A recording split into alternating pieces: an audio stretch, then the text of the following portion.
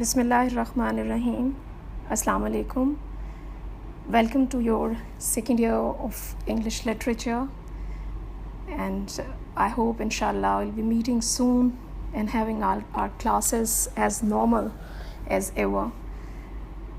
We are going to start our second year syllabus with anthology of poetry, which is anthology of poems, which we have completed half in first year, and the rest of the 12 poems will be completed in second year syllabus. And the poem with which I am going to take up our first lecture is Prayer Before Birth. It's a poem written by Louis MacNeice. He was an Irish poet, and he belonged to the modern age of literature. To have a clear understanding what modern age of literature was all about, it came in the wake of scientific progress. So it's an age obviously which includes quick scientific progress. So there were some certain spirits which were working during this time. One such spirit was the questioning, because in science we are encouraged to make questions. So this age, even in its literature, had that trend that people, the writers, the intellectuals, they started questioning the already settled taboos, and they stood against some certain settled ideas. And obviously the cruelty, the oppression, so all this is very much obvious in the modern age. This poet Louis MacNeice, he belonged to Ireland, and he also belonged to this modern age of poetry. This poem is actually, it has a character to present to us, and that character is a fetus in the womb of his mother who is making a prayer before birth. And this fetus is actually the human baby who is called fetus until it is born. So he is obviously in this poem, in the first part, first three lines, if we go through them, we find that it touches the theme of the poem symbolically.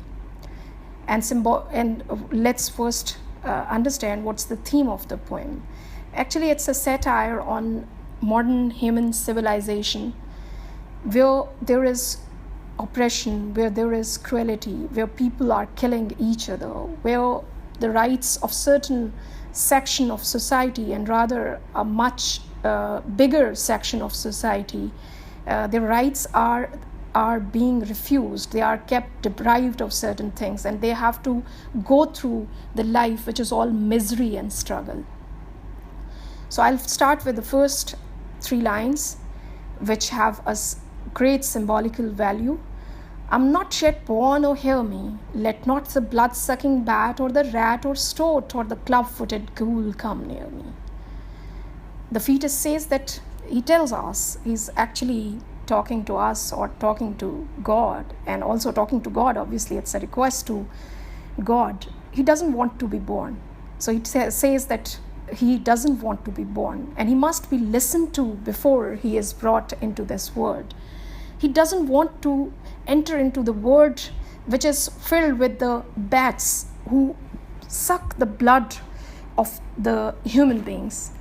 He doesn't want to enter into the world where there are rats, where there are stoats, and where there are the evil spirits who have got who are there to rob the graves and feed upon the dead. There are especially two words are here which need an explanation, and that is the stoat and the ghoul. A stoat is a meat-eating animal, and I'll also attach the picture of this animal, which you can see it later.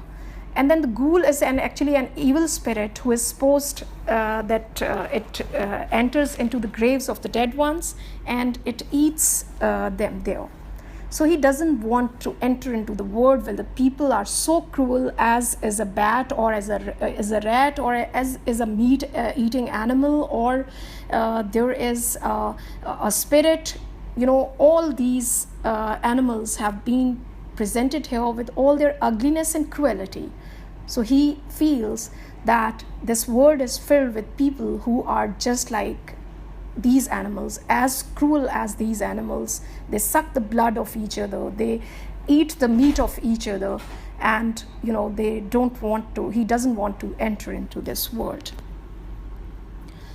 Then in the next stanza, I'll read it first and then I'll explain. I'm not yet born, console me.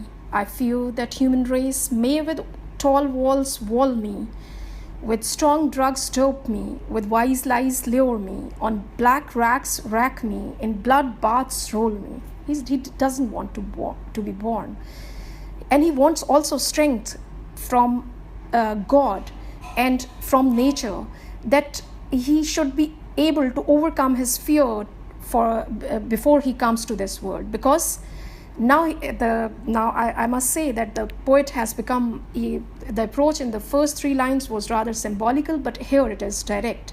He says that the fetus says that he doesn't want to live with the human race that actually puts so many restrictions on each other. They rather, it is like, it will be a life like a jail, as someone is jailed somewhere, the life will be more like a punishment in a jail rather than actual life.